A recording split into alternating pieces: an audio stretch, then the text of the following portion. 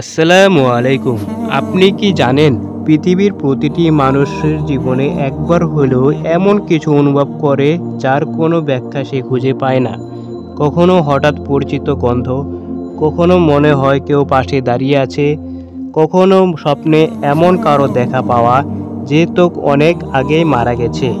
তাহলে কি মৃত মানুষের আত্মা আমাদের আশেপাশে ঘোরে, নাকি এগুলো অন্য কিছুর প্রভাব?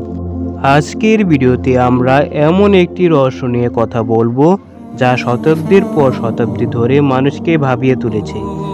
মৃত মানুষের আত্মা কোথায় থাকে, বারজাক আসলে কি, আর যারা বলে তারা মৃত আত্মাকে দেখেছে, তারা কি ভুল দেখেছে? ইসলাম খুব স্পষ্টভাবে বলে মানুষ মারা গেলে তার রূহ সঙ্গে সঙ্গে বারজাক নামক এক দুনিয়ায় চলে যায়। এটি এমন একটি জগৎ যেখানে সময়, নিয়ম, অনুভূতি সবই ভিন্ন। এই জগৎটি জীবিত মানুষের দুনিয়ার পাশে হলেও আমরা এর কিছুই দেখতে বা ছুঁতে পারি না। ঠিক যেমন গন্ধ দেখতে পাই না কিন্তু গন্ধও আছে, বারজাক আছে কিন্তু মানুষের চোখে অদৃশ্য। এখন প্রশ্ন, যদি আত্মা বারজাকে থাকে তাহলে আমরা কেন কখনো মৃত মানুষের উপস্থিতি অনুভব করি?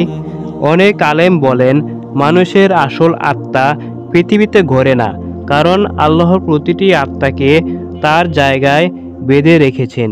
কেউ ইচ্ছামতো ফিরে আসতে পারে না।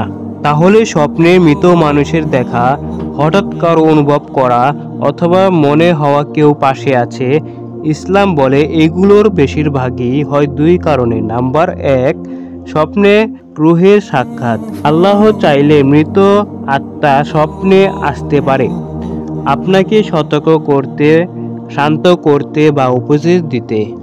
নাম্বার 2, জিনের প্রভাব। জিনরা মানুষের রূপ ধরে বিভ্রান্ত করতে পারে। তারা মৃত মানুষের মতো আচরণ করতে পারে, যা দেখে মানুষ ভাবে আত্মা ফিরে এসেছে। বারজাক এমন এক জগৎ যেখানে মানুষ নিজ জীবনের ফল পায়। কারোর জন্য শান্তির বাগান, কারোর জন্য অন্ধকার। সেখানকার প্রতিটি রূহের নিজস্ব যাত্রা আছে। কেউ শহীদ হলে তার রূহকে আল্লাহ স্বাধীনতা দেন, পৃথিবীর কিছু অংশ দেখতে পারে, অন্যরা কবরের প্রশ্নের অপেক্ষায় থাকে। এই জগৎ আমাদের থেকে খুব কাছে, তবুও আমরা কিছুই দেখতে পাই না। অনেকেই বলে মৃত বাবা মা রাতে আসে বা তার ঘরের কোণে দাঁড়িয়ে থাকে। ইসলাম অনুযায়ী সাধারণত মানুষের রূহ ঘরে আসে না, শুধু স্মৃতি আসে, অনুভূতি আসে, কিন্তু আসল রূহ নয়। যাদের আমরা হারিয়েছি তারা দূরে নয়, তারা শুধু এক অন্য দুনিয়ায় আছে। আমরাও সেখানে যাব। তাই তাদের জন্য দোয়া করা তাদের প্রতি সবচেয়ে বড় উপহার। আল্লাহ যাকে ভালোবাসেন তাকে কখনো একা রাখেন না। আপনি কখনো এমন অভিজ্ঞতা পেয়েছেন? কমেন্টে জানান। আরও এমন অনুপ্রেরণামূলক ইসলামিক রহস্য জানতে চাইলে সাদিক টিভি মিডিয়ার পাশে থাকুন।